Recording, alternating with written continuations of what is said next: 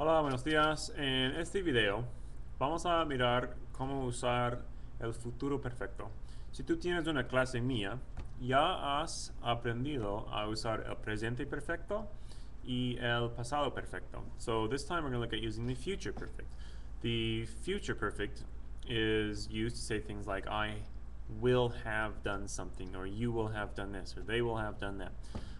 If you've been in my class, you've learned the present perfect, you've learned the past perfect. If you've learned those two, this will be really easy for you, not really hard at all. So I'm just going to give you the conjugations of the verbs that you'll need, remind you of some irregularities, and give you some practice as well.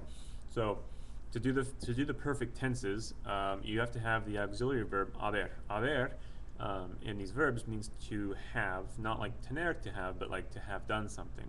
So the conjugation of haber in the future tense, perdón, would be abre, abras, abra, abremos, abres, abran. So that would be like the I will have, you will have, she will have, we will have, you all will have, and they will have done something. The done something part, you're going to use the the past participle of the verb. So, and this is when you take off the AR or ER or IR and add either ado or ido to the end of the verb to form the past participle. So like I will have eaten would be habré comido, or you will have talked would be habrás hablado. There's a phrase that will probably be somewhat common in using things like this, and that is going to be within a certain period of time, I will have done that. And to say that in Spanish, you're going to say dentro de, and in the time frame. So dentro de 5 días, within 5 days, yo habré ido al supermercado. I will have gone to the supermarket. So we'll find that phrase quite common. And actually, I'm going to give you 5 questions in the end that use that phrase, dentro de period of time, and I'll ask you the questions. So there are some irregular past participles. If you're in my class, we went over these before, but I will put a link right now on the screen that will take you to my video that has all of those irregular ones on it. So you can review those if you've forgotten them. Some of them are like volver goes to vuelto, hacer hecho, abrir goes to abierto, morir muerto. There's like 13 or so of them. So just go back and review those if you have forgotten them. So let me give you a couple of examples with pronouns in them. So like if I want to say, maybe I will have brushed my teeth. So you have the verb to brush for your teeth is going to be lavarse. So you have to do something with that se. Let's just do the I will have washed first. That's going to be yo habré lavado. Now what you're left with is with that se. If you're talking about yourself, you're going to change it to a me, and then you're going to put it in front of the habré part. So me habré lavado los dientes. Now, some of you might be thinking, can I attach it? No, you cannot attach the me to the lavado. You can't do that. The reason you might think that is because in the past you've learned you can attach it to the ando or yendo, like estoy comiendo lo or estoy lavándome. You can attach it to that, but you can't attach it to this past participle. I'm going to go back to the other sentence there, the me habré lavado los dientes. There's another pronoun I can use here. I could change that los dientes to the direct object pronoun los, and I could have me los habré lavado. So I will have washed them is the sentence that is. Kind of confusing, but there you go. So I'm going to give you 5 questions right now. I'll put them on the screen for you. Pause the video, and then I will give you some answers to those questions. Make sure that yours are grammatically correct.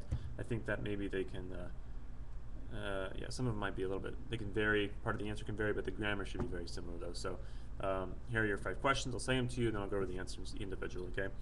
Uno es, dentro de 5 días, ¿te habrás duchado? Número 2, dentro de un año, ¿dónde habrá viajado tu amigo? El número 3, dentro de un minuto, ¿qué habrás visto? El número 4, dentro de 2 meses, ¿qué habrán hecho tú y tus amigos? Y el número 5 es, dentro de 2 días, ¿se habrán lavado los dientes tus amigos? So just if you're not sure what those questions are asking, number 1 is asking, within 5 days, will you have showered?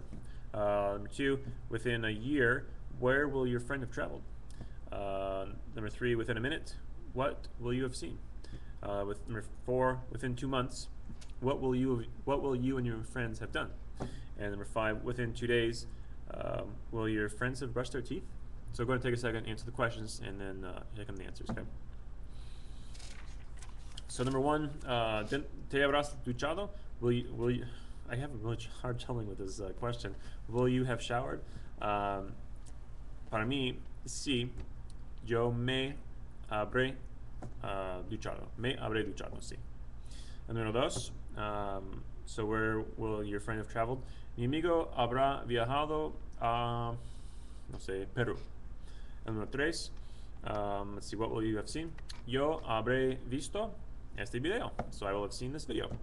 And número cuatro, what will you and your friends have done? This one's really open. So, mis amigos y yo habremos jugado un videojuego. So really that verb after the habremos could be whatever you will have done. Y el número cinco, will your friends have brushed their teeth? So, probablemente si mis amigos se habrán lavado los dientes. O, si te gustan los pronombres, mis amigos se los habrán lavado. A little bit more complicated that way. So this is the future perfect, saying things that people have done. Really pretty easy if you've been in my classes before. Go back and look at that link for the video that has the irregular past participles in them in case you've forgotten them. And then this will be pretty much a breeze. Let me know if there's questions. I'll get back to you. Thank you.